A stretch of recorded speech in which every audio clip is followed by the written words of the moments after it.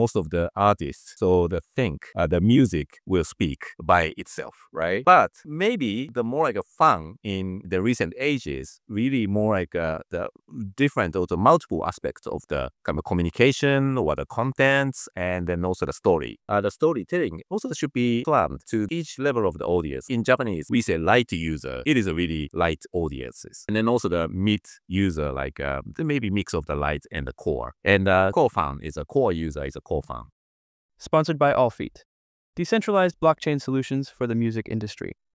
Produced by Amplitude Ventures Consulting, partners in early stage music tech. Today I chat with Takayuki Suzuki, the brains behind MusicTech Japan. We talk about everything from Japan's music scene to how superfans and tech are changing the game, and even explore what the West can learn from Japan's innovative approach to music and fandom. I learned a ton, and I'm sure you will too. Hey guys, and welcome back to the Sound Connections podcast. Today I have Taka in the studio. Welcome. Hi, Jacob. Thank you for having me. Taka, you've been on my radar for a long time.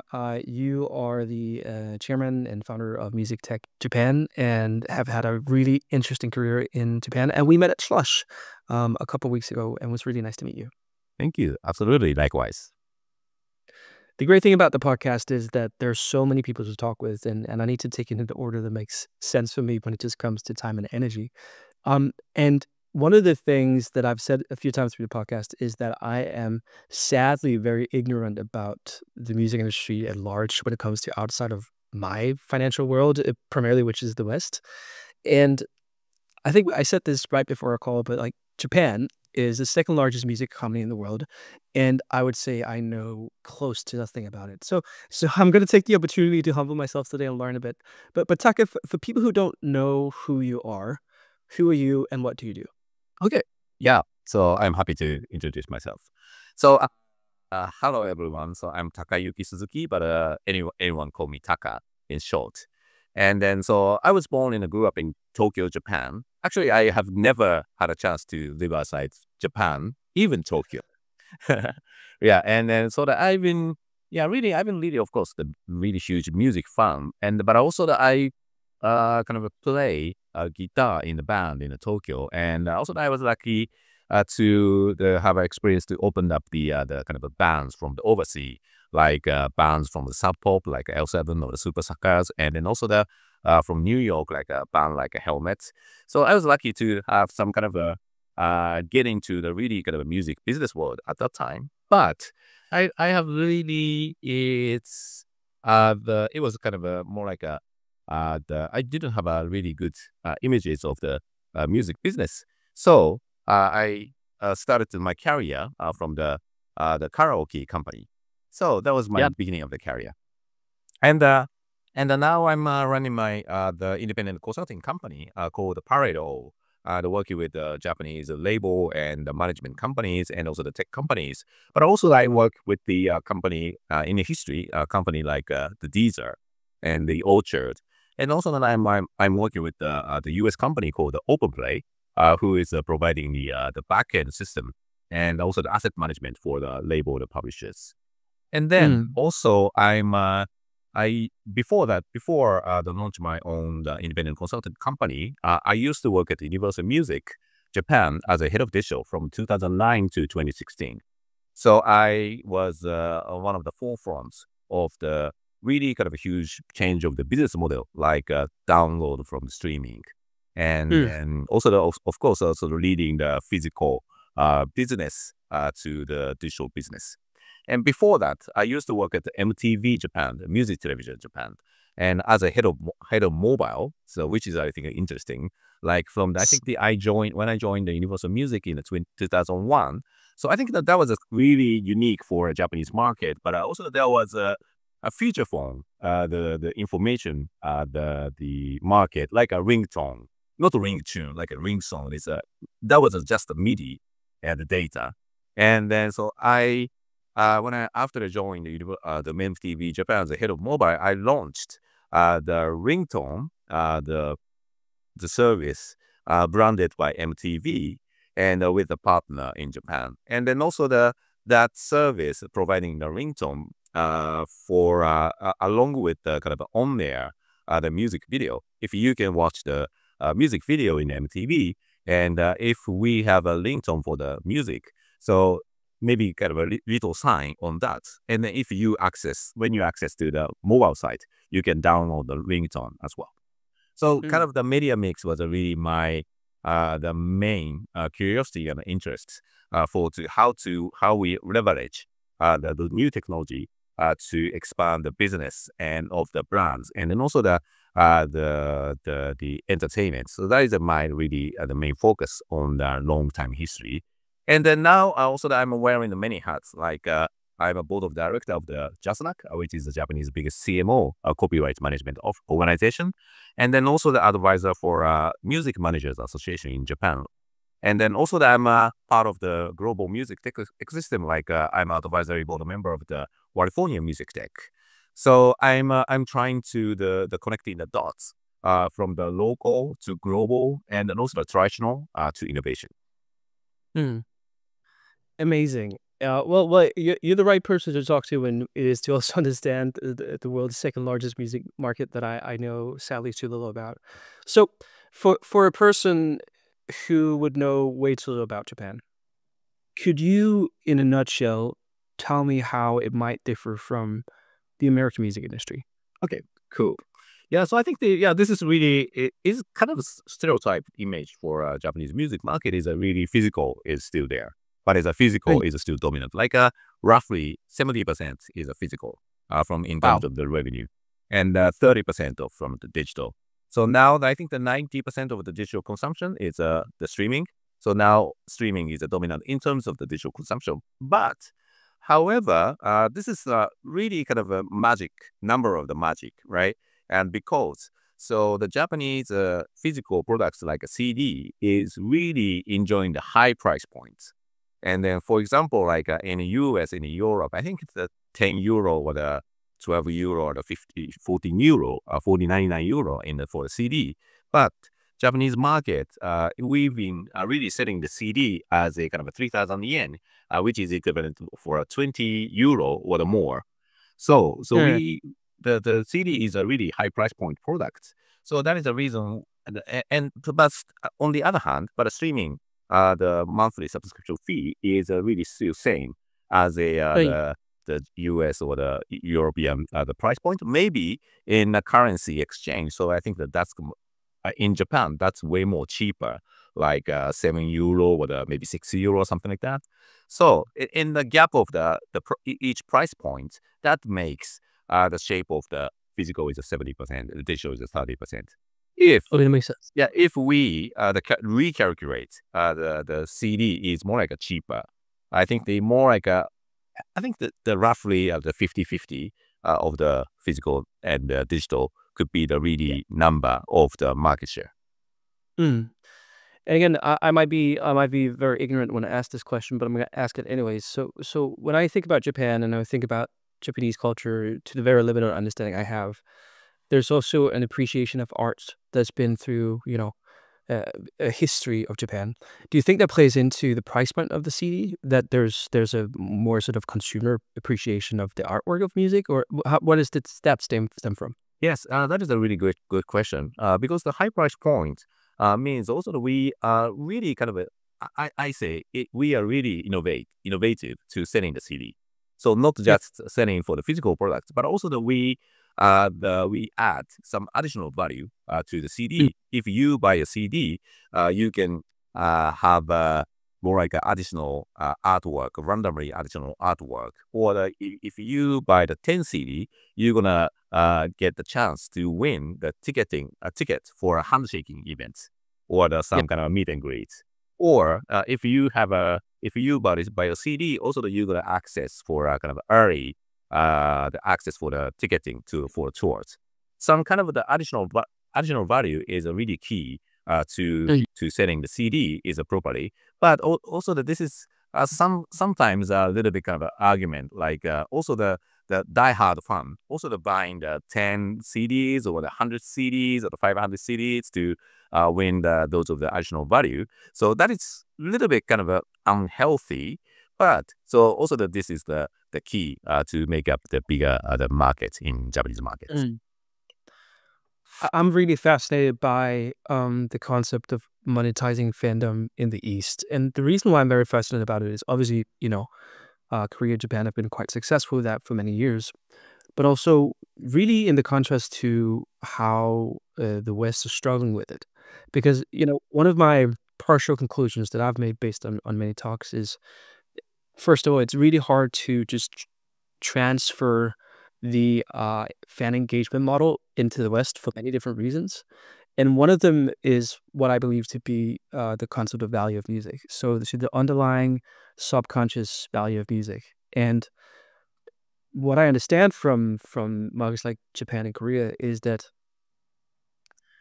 you guys have, for a long time, um, had a strong concept of the value of music, and had the same depreciation of that value as a society as the West have had. Do you believe that to be correct? Yes, but I think the main key point for Japanese and the Korean market is more like a, so now we say super fan, right?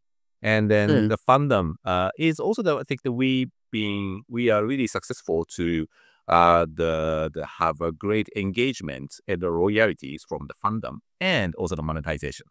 So mm, when it comes to we say in Japanese like a fan club, which is a monthly or the annually the paid subscription for the artists, each artist, and then so the paid subscriber will get the early access for the ticket for the tours or something, some kind of exclusive content. I think that is a really is like maybe I can say like a basic income for the artists. And then also the mm, artists and also the management company will be able to focus more like a creativity, and then also mm, the really is the live entertainment, bringing up the more like a quality of the live entertainment space. I think that is a mm, really huge difference to for Western market. It's more like a I think the most of the Western the artists are really maximize the reach to the audiences, not something the monetization from the really core fan. I think but I really believe so that some of the artists maybe could work on in terms of the framework of the super fan base. I think that this is really new the area the Western artists can explore. mm. I had a great conversation not on the podcast, but off the podcast with a leading exec at Hype.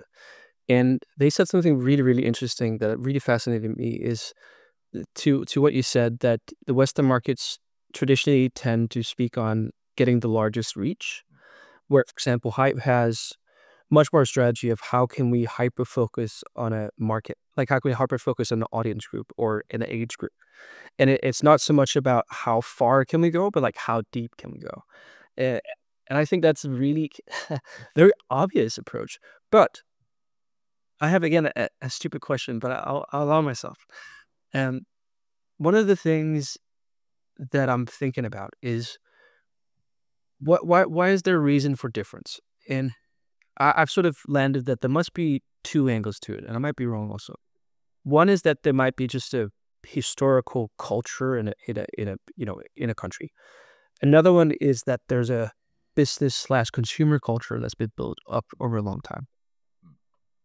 Can you dissect for me what those two angles might affect in Japan towards fandom? Is it businesses that just been consistent with that product offering, or is this also like a historical culture that makes it easier to engage with fandom? Mhm. What's your interpretation of that? I think the more like if I the touch to the more like a historical piece, I think the Japan or the Korea is really small country is in terms of the nationwide, and then also the domestic artists are really touring heavily in really a small, even in a small city, to cultivate a really small fan base. But in accumulate on that, so I think that it's going to be a really big fan base, and then so I think the Korea and Japan has a really sophisticated transportation and then also the logistics to bring in more like a live entertainment and also the merch and physical products.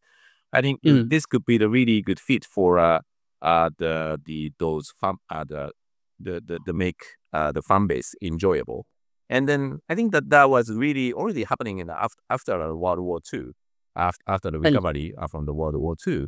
So and then also the television, and then also the mix of the television, but also the live entertainment is only the the enjoyable content for the small town, the fan base.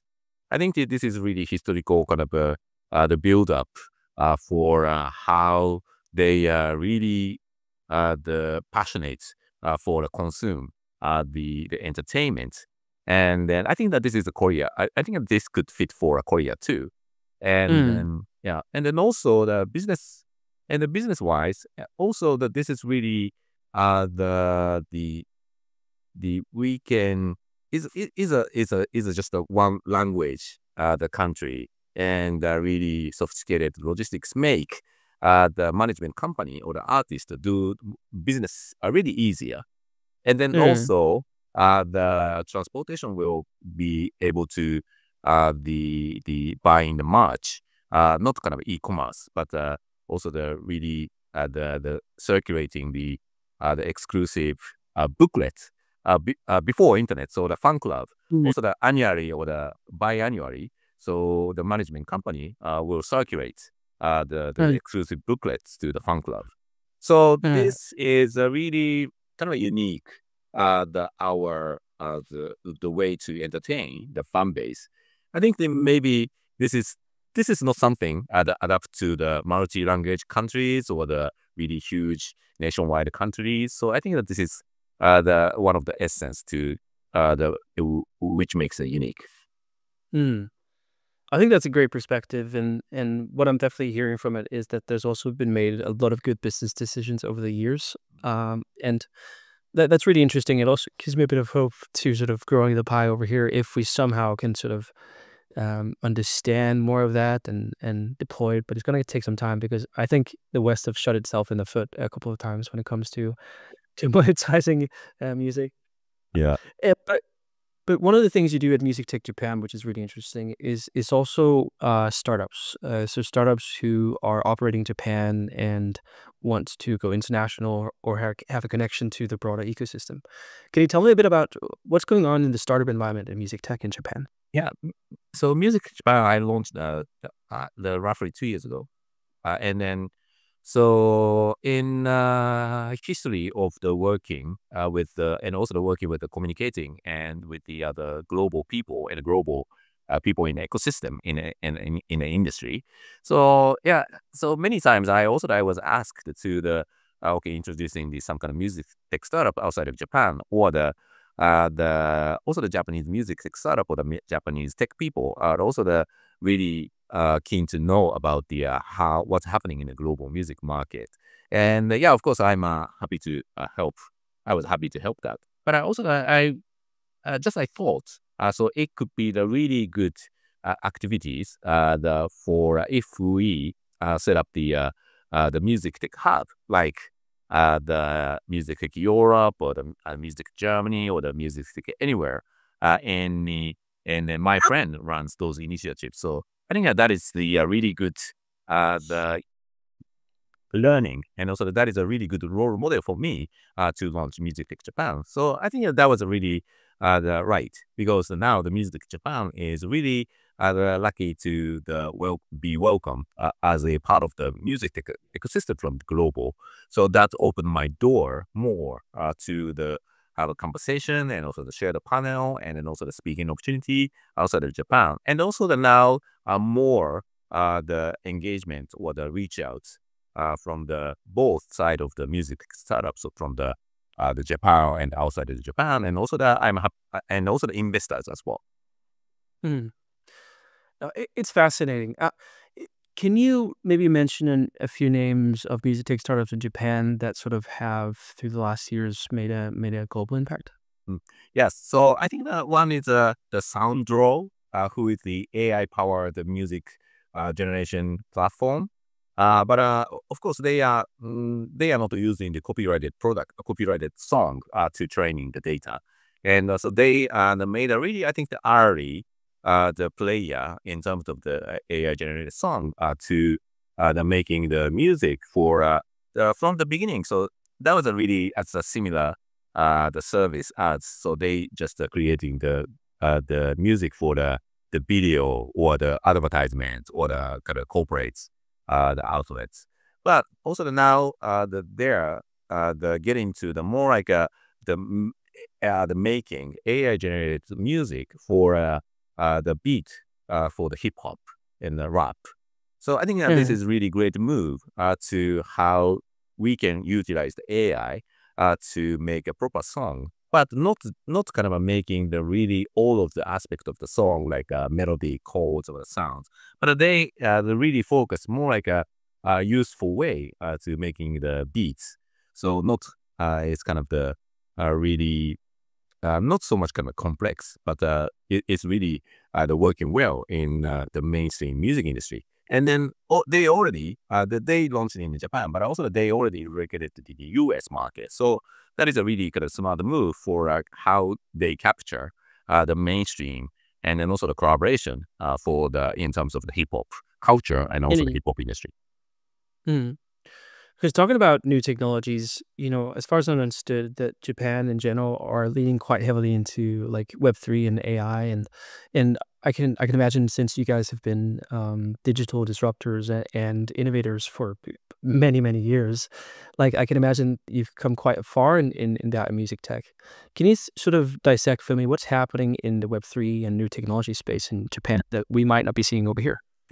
So Web3 has been the Japanese governments are really pushing forward. The Web3 could be the new opportunity for a Japanese tech scene, not only for the music, to capture a new trend, also the reading the new area in terms for utilizing the blockchain, and then also the we can combining the IP like anime, manga to the blockchain. Maybe could be the really good area for new generation of the internet.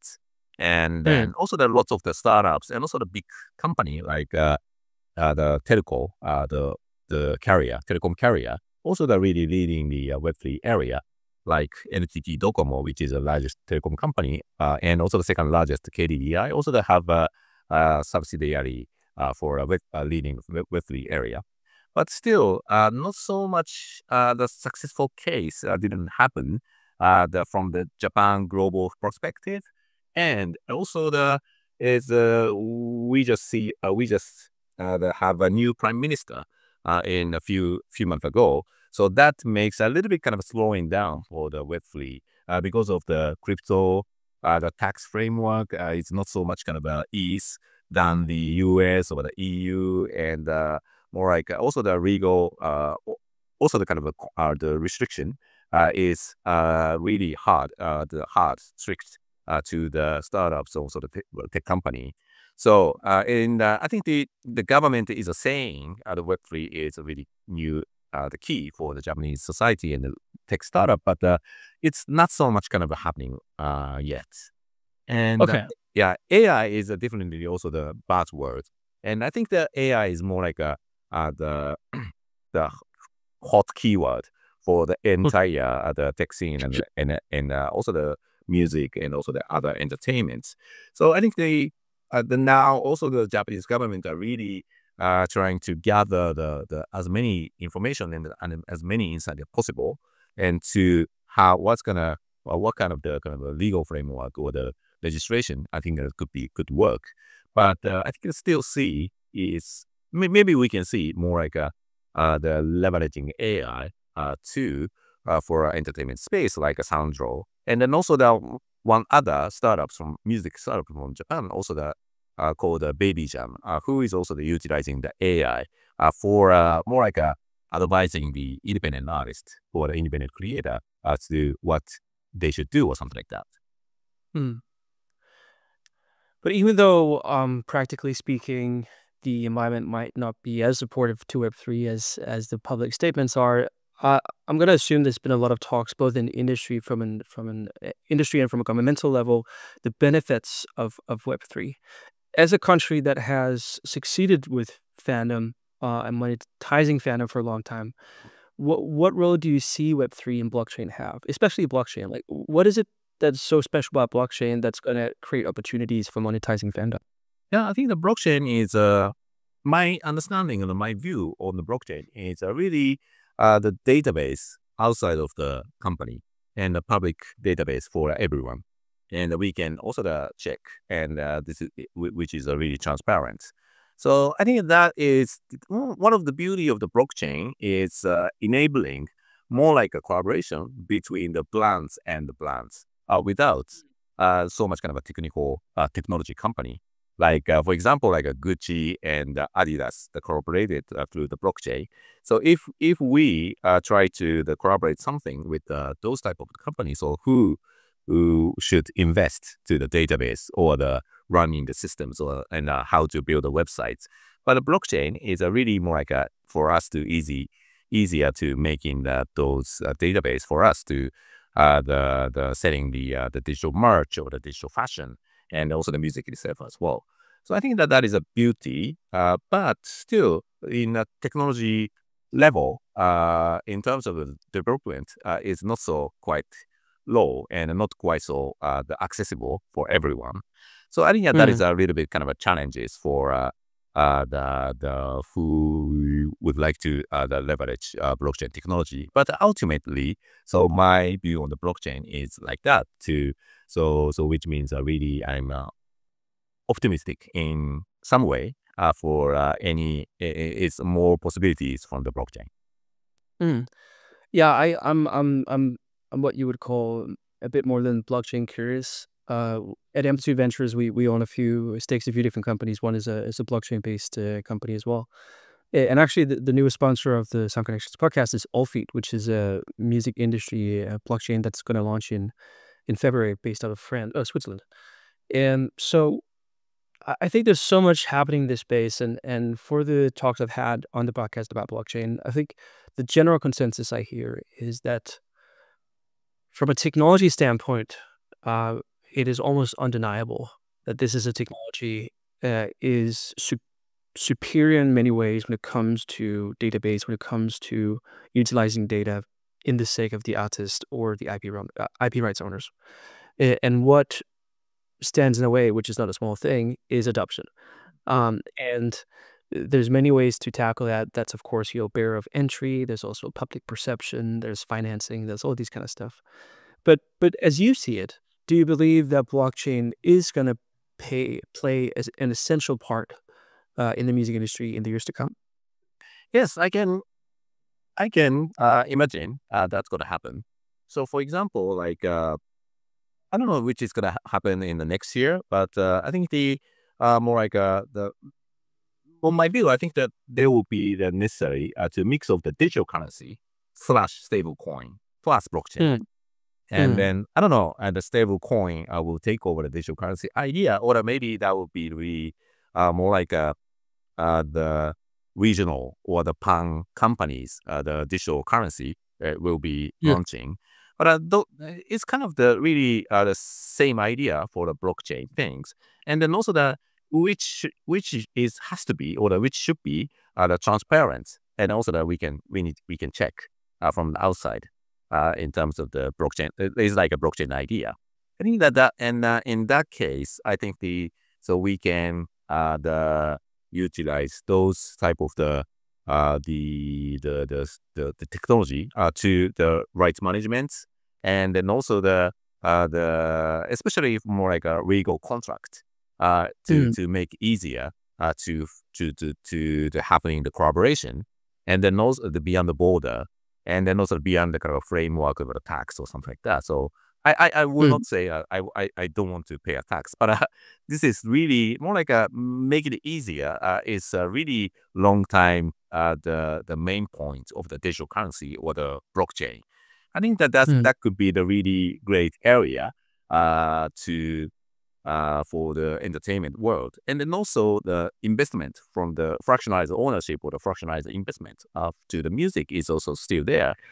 Even like a startup like a Jukebox is they are using the proprietary the technology, but also yeah. there will be the more like a case for like maybe not crypto, but a digital currency with the blockchain will make it easier for investment management. Mm. And one of the things that I believe Japan to have been incredibly good at is really implementing new digital technologies into consumer buying, that people have money for it. If there's if there's one or a few things you would say would be a low hanging fruit for the Western music industry when it comes to learning from the Japanese market and the way to do music tech and music, what would that?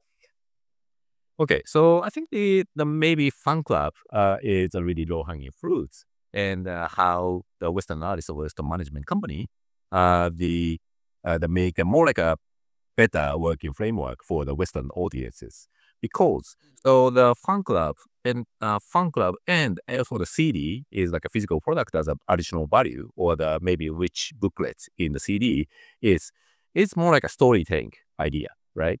And storytelling is also the essential for Western the entertainment as well. And then so I think the is now the super fan is a buzzword, but I think the Western the music industry people or the entertainment industry people the also the super fan concept is the really relevant for storytelling by the Mm, artists themselves. So how mm. to tell the better story. So I think that this is relevant to the super fan concept, how to monetize, because the no monetization for a no interesting story, right?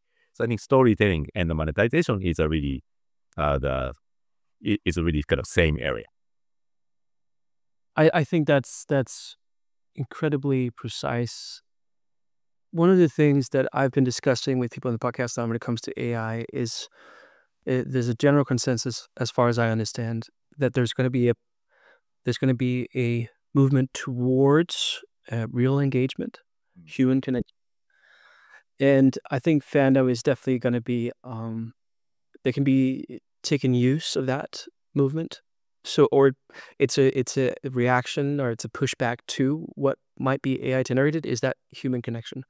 And one of the things, pairing that with also what I spoke with the exec at Hype with about focusing on going deep rather than wide. I think the way for the West to approach this is basically rethinking just the whole premise of how to build an artist. And I think it might be even more simple than we make it. And exactly to your point, like, well, the storytelling should be maybe going deep. It should be really um not just speaking to the lowest common denominator, not just speaking the widest narrative you can in order to get exposure, but actually allowing people to get deeper. The same way you would have a relationship with a person, if you always just on the surface, I think it's going to be really difficult to create that deep relationship that's going to last through the years. And the same way as an artist, learning from what you guys have done from a business side, but also from a storytelling and art side, which again, I don't know a lot about Japanese culture other than what I've consumed through Western media. Um, but um, but my perception of it is that the craft of storytelling, the craft of art, is very ingrained in people, and that they understand that that is something to be valued, and it's also something to put money at, like the actual storytelling. Is that correct? Yeah, that is really the good kind of summarization.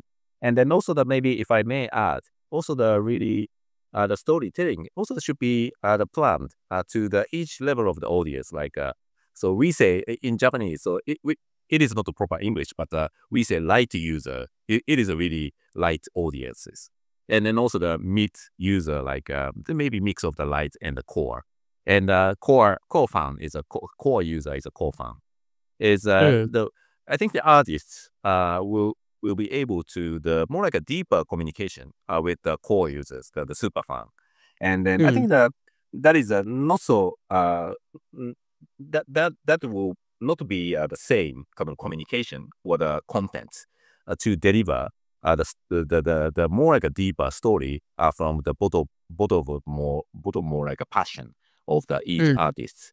I think mm, that maybe this could be the really not so much kind of explorer by the Western artists uh, with the fun to the fans, I think. And then so I think the so artwork, music, of course, the also most of the artists. So the think the music will speak by itself, right? But yeah. maybe so the more like a fun in the recent ages, really more like the different or the multiple aspects of the kind of communication or the contents, and then also the story. So I think that is a difference between the kind of 20 the music scene, music ecosystem 20 years ago. But now that we have YouTube, TikTok, and also the other podcasts, but also that we can make the different the storytelling way as a monetization. Mm. It's so incredibly interesting. And what's really interesting sometimes with me speaking to people is that I'm a very quick person, but there's also things I'm incredibly slow to understand. And those sort of mind shifts for me takes a lot of time. And actually, while you were speaking, I was thinking about a specific case, and I'll just explain it to you. So I've been in music for 12 years, and right now I'm MusicTech and startups. But before that, I was a music producer and was in a very successful environment. I wasn't successful per se, but the environment around me was quite successful. So I know a lot of talents that are incredible. There's one particular talent that I've been working with the last few years, just helping her and, on the sideline. And she is one of the biggest talents I know. And she's 33, lives in Denmark, hasn't been able to make a career that is sustainable. And I've sort of the last month sort of promised her that I'll look at her case and see what could I rethink. And I've been wondering, okay, do I send her to my connections in LA that are really high up there, try to get into the right rooms, to right people? And I haven't really been able to sort of crack the code of what I believe to be sensible. But while you were talking, and I don't know if that's the right strategy, it's just a very interesting thought, is this girl, this woman, is an incredible storyteller. Like, absolutely incredible storyteller. Like, one of the best I know. And just like it struck me, like, obviously that's what we need to play up. Like, go away from that, like, big exposure, big, how do I get her to the biggest rooms with the biggest people? And just like, well, she has one thing that is unique. Everyone else of her peers, and that's her storytelling. And I just realized now while you're talking, like, okay, sure, that's how we need to take it. It's just like, playing the lottery of exposure and big rooms and, who can be effective over time. But there's something we do have, and that's the ability to tell stories. So I just wanted to say thank you for those thoughts because, I don't know if it's the right strategy, and I just wanted to share it with you and the people. It's just like, I tend to forget that all the time, that the actual product we're selling in life is connection. Yeah. And as you said, if it's a light layer, it's a light layer. It's a medium layer, it's a medium layer. But if it's a deep layer, that is maybe where you can sustain yourself because you can connect over time and have value. Incredibly interesting. Yeah, thank you for saying that. Yeah, I think that's really also the fascinating idea and a fascinating area because also I've been really I've been sharing the panel in the various the conference and the various the market various countries, and then also every time I talked about the Superfan, but it is also really interesting to see also that maybe in the EU, so Superfan is more like a gamification for the audiences to maximize the artist's reach, and then also spread the words. I think I of course, which is really important and which is really great. And then also the US market, I think that maybe there will be the really different Superfan concepts. I think that now we are seeing that lots of the kind of the variants of the concept of the Superfan. I think which is interesting.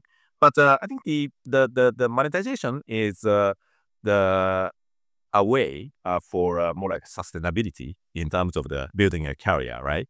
I think that this could be the really what we should focus. Not kind of just let audience fan or let audience or the fan pay in something, but building the engagement and storytelling as a monetization.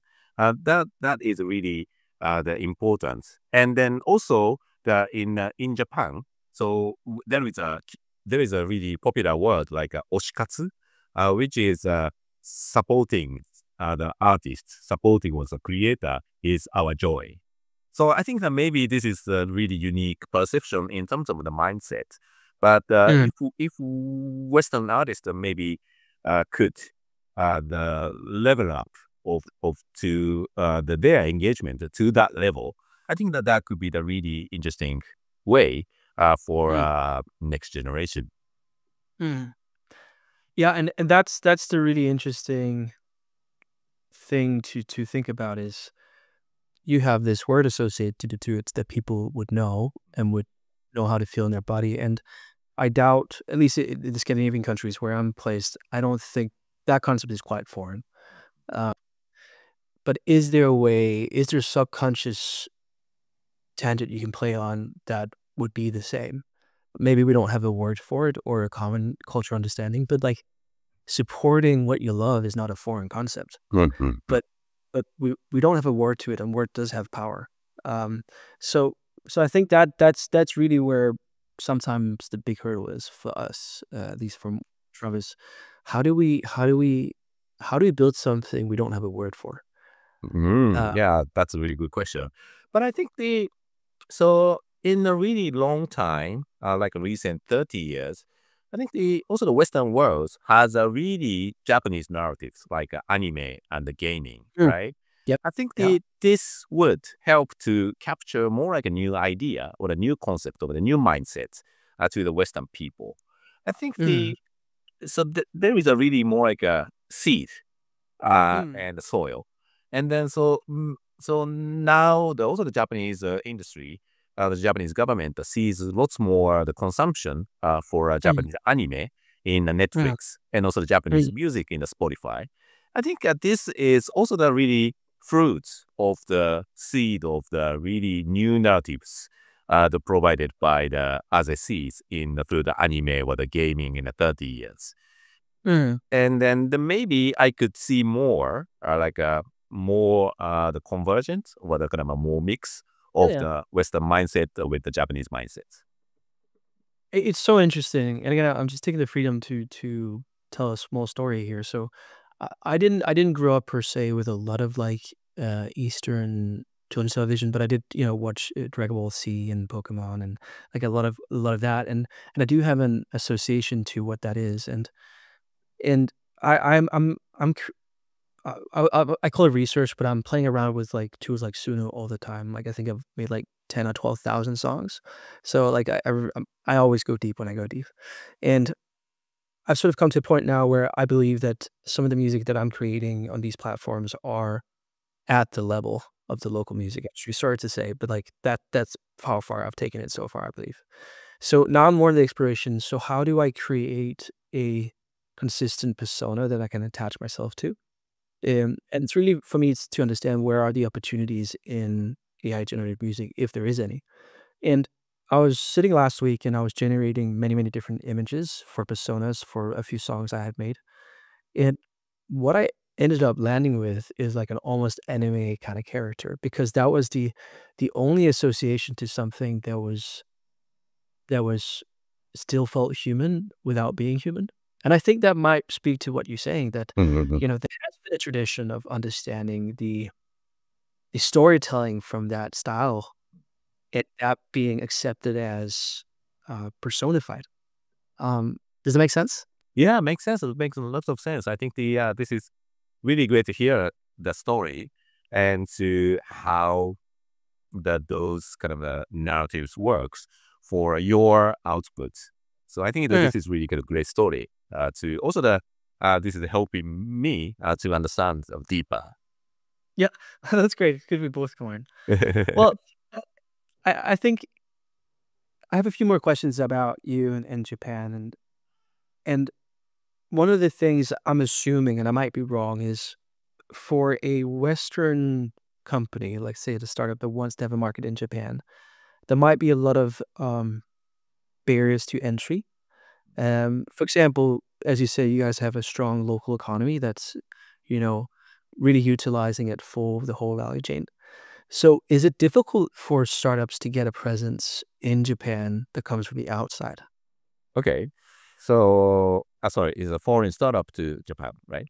Yeah. Okay. I think obviously, so the language barrier is really significant. So every product has to have a Japanese translation or Japanese UI UX. But I think the concept-wise and also the product-wise, I think that every product has the opportunity to work in the Japanese market because who is the biggest e-commerce platform is Amazon and the search Yep. engine Google, and we Yeah. love iPhone and Apple Music, and yeah, I think that every product has a really the opportunity, and also the currently, as I a little bit touched, but the Japanese music industry, also the government, really have more like a momentum to exporting the music to the outside of Japan.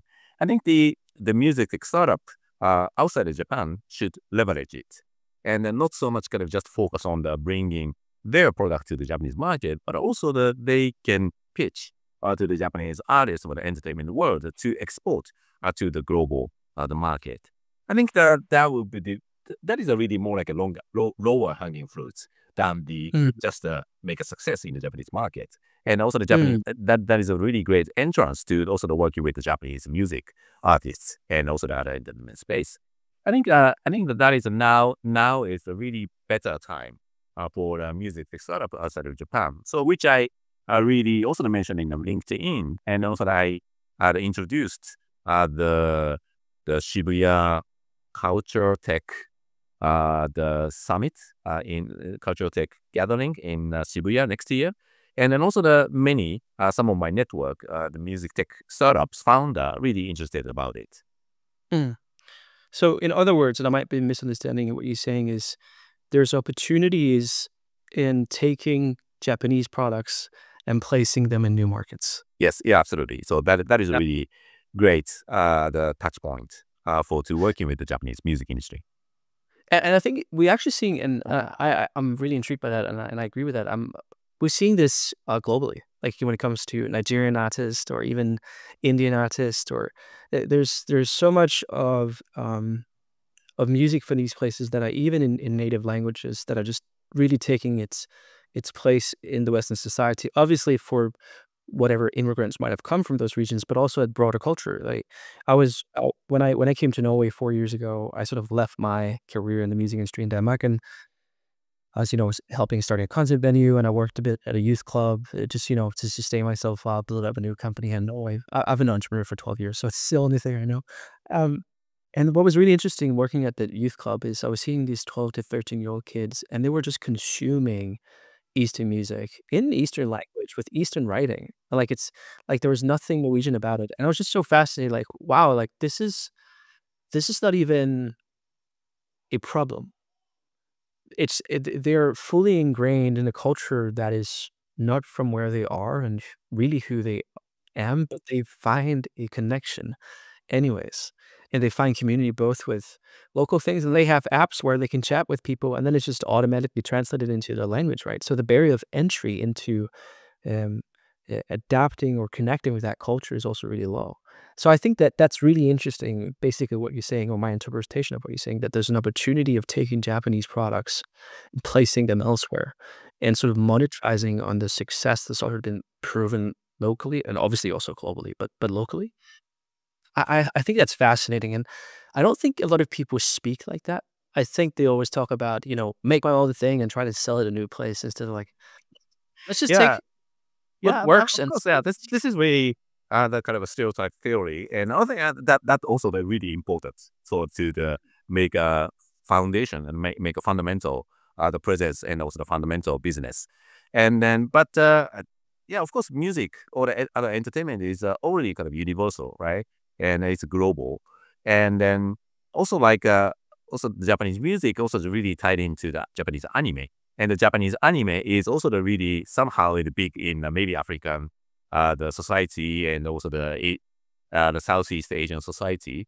And the both is and common goal is really have an opportunity, not just like the selling the Coca-Cola in every country. This is really completely different. So we can Mm, the export import. So we can do both in mm, a global platform. I think that is a really big difference than the economy the before internet. mm. This is not exactly what you say, but it's also sort of just another imagery to what you're saying, and it might be stupid. But again, sometimes I need stupid examples. You talk about Coca-Cola, right? They generally have many products, but let's just say they have one very known product, which is the cola with sugar or non-sugar. But if you look at the same type of brands like McDonald's, um, like when you travel to new countries, there's variations, and when you travel to new countries that are very different from America, there's like big variations in the menu.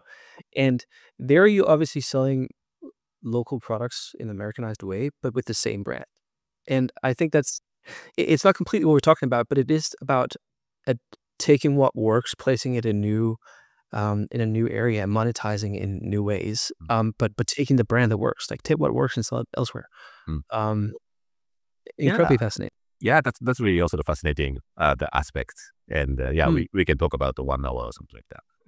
Do you think that's something that the startup environment completely overlook that opportunity? Because again, I come from a place of ignorance, and that's what I love about this podcast. I can be my stupidest self and then try to learn. But like obviously, I have never heard really. Yeah, I haven't heard that thing in startups. Like try to import culture instead of trying to export your own idea. Mm. Uh, do you see that there's a model for that? Do you see that's happening? I think that we can see it's gonna be happening, but also maybe if we take a look at it is not startup already, but if we take a look at the Netflix, right? So Netflix there has many the local production for the anime, and then also some local film, and they export to the U.S. market or the EU market, and then they made money, right? So I think the also the music tech startup will be able to do the same thing and import and export. So I think that is a really interesting the case study for how we can leverage global network as a technology, as a startup or a platform with working with the entertainment. I think I'll actually sort of leave the podcast on that note, because that is such an interesting idea I've never been exposed to. And even though again, most revelations in life, at least for me, come in very obvious revelations, if that makes sense. Well, again, I think revelation comes from understanding to some degree something new, and it must be based in what you already know, but it just suddenly has a new use case in your mind. And I think there's something really to be discovered there by me in my curiosity. Okay, the concept of building business with importing what already works and putting it in a new context, that can be a startup in itself. And we don't always need to try to recreate something from scratch or create something entirely from scratch in order to have something of value. That there's plenty of business models, talking about Amazon, right? There's plenty of business models of selling what works in other countries. Like it's no rocket science, but I don't feel like that's a generally sought after or outspoken approach for music. I think they try to say export, export, or export, and don't talk as much as import, import, import as a business opportunity. Yeah. I think that is why because now the music platform and the music tech platform, it works as a discovery, right? And then so it's not just selling the proper or the established products. So the music, like Spotify, also that will be able to introduce new music to them. And then also that if we look back in history, so I think that the music or the entertainment is really it is important that when we come across, right? And so even the Beatles like was also the fear for the older generation at that time. And then but the teenager that come across with the Beatles, so they are really passionate to support and consume, and also they really enjoyed their music. And the anime or the Japanese music is really same, and through the Spotify or any other streaming platform. And then, so I think that this is the same thing, and also that, for example, like a metaverse is the same, like the Roblox or the Fortnite is a really new thing, and but I also already kind of a teenager or the maybe younger generation already come across with really their the entertainment.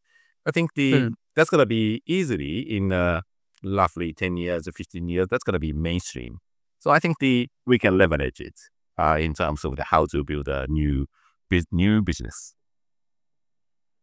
Taka, it's been a pleasure, and I learned a lot from this talk, and I definitely want to talk with you some more at a later episode of the podcast, and because I have so many more questions I sort of want to ask when it comes to what we just discussed here.